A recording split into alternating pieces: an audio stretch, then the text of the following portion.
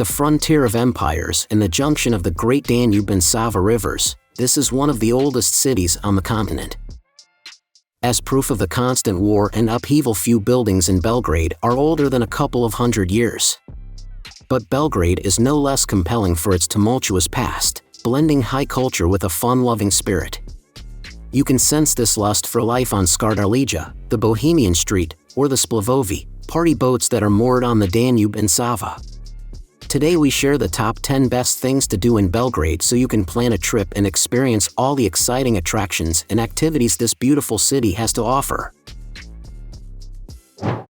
Starting with number 10, Belgrade Fortress.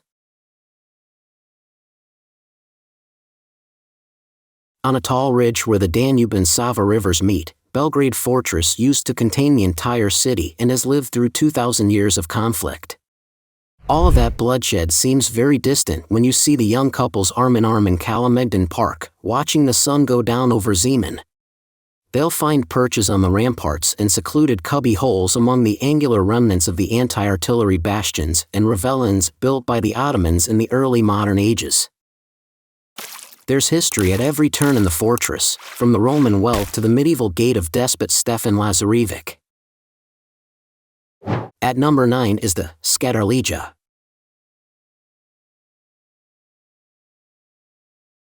Car-free and paved with bumpy cobblestones, Skadarlija has been a bohemian haunt since the 1800s and is Belgrade's answer to Montmartre.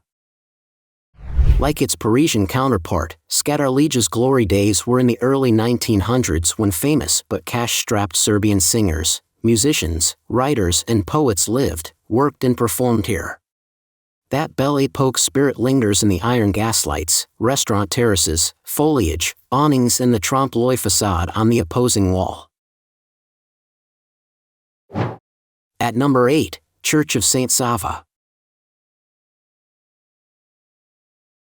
The largest Orthodox church in the Balkan region, and the second largest in the world, St Sava is an ever-present monument in Serbia's capital.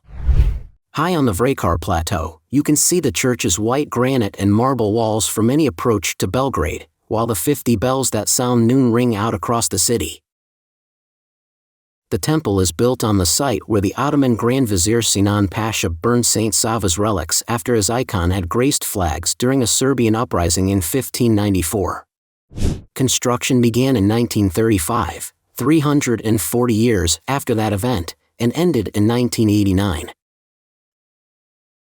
The biggest challenge was raising the central dome, all 4,000 tons of which was assembled on the ground and hoisted into place. At number 7, Ada Ciganlija.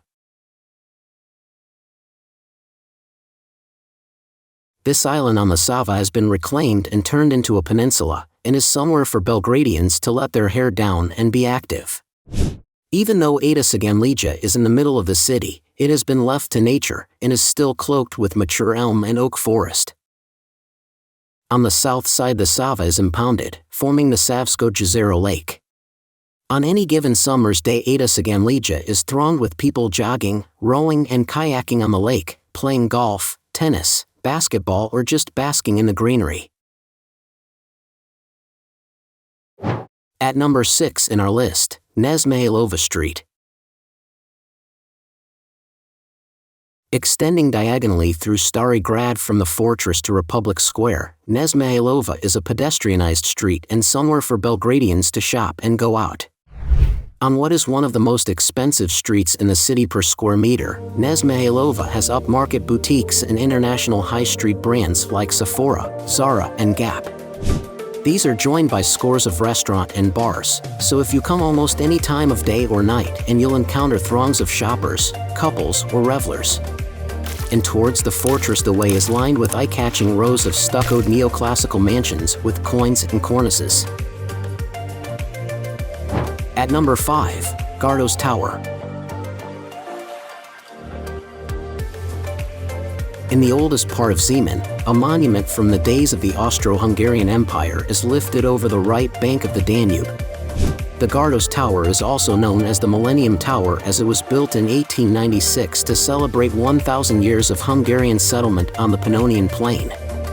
With an eclecticist design, it was constructed over the ruins of a medieval fortress and was one of several big projects around what was then Hungary to mark that anniversary. Inside is a small exhibition about the storied history of Zemun and Gardoš, while you can head to the top for a supreme view of the Danube and the confluence. At number 4, Republic Square. At the southern end of Knez Mihailova is Republic Square, with some of the city's most important landmarks in a business district where Belgrade is at its most dynamic. More than 20 trolleybus and bus lines converge at this one place, so it's the meetup of choice for many Belgradians. The Serbian National Theatre and National Museum are here, as is the Prince Mihailo Monument. Designed by the Italian sculptor Enrico Puzzi, this statue is of Mihailo Obrenović, Prince of Serbia twice in the mid-1800s and a key figure in the Balkans' independence from the Ottoman Empire.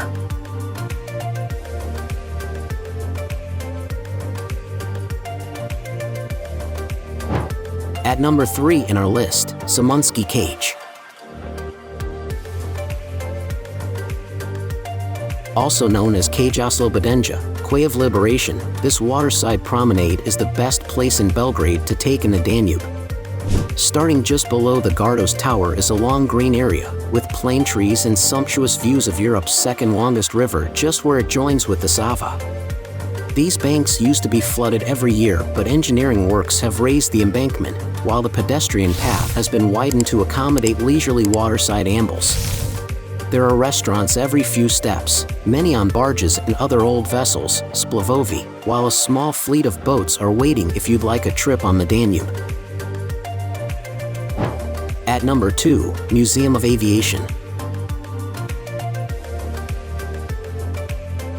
Belgrade's Aviation Museum is in a striking geodesic glass building from 1989 next to the city's airport. You can catch the 72 bus out there from the station in Zeleni Venik. The museum has more than 200 aircraft belonging to the Serbian military as well as private collectors and clubs. These range from biplanes like the Tiger Moth, Yugoslav Smaj and Soviet Polikarpov to Second World War Messerschmitt and Spitfire fighters, as well as bombers like the Lockheed Lightning. Check out the number 1 places in our list, National Theatre. On Republic Square, the National Theatre is somewhere to go for a feast of high culture at a very affordable price. The venue opened in 1869 and has come through war damage and a few architectural updates to remain an esteemed beacon of Serbian culture. During the day, you can go on a backstage tour to discover how the wardrobes and scenery are stored and maintained, and will be treated to an aria by the theater's singers and residents. Now it's time to hear from you. What's your favorite things to do in Belgrade? Is there something we missed? Let us know in the comments section below, and don't forget to give this video a like and subscribe to Greenable if you haven't already. Click the bell icon to stay updated on all our latest content.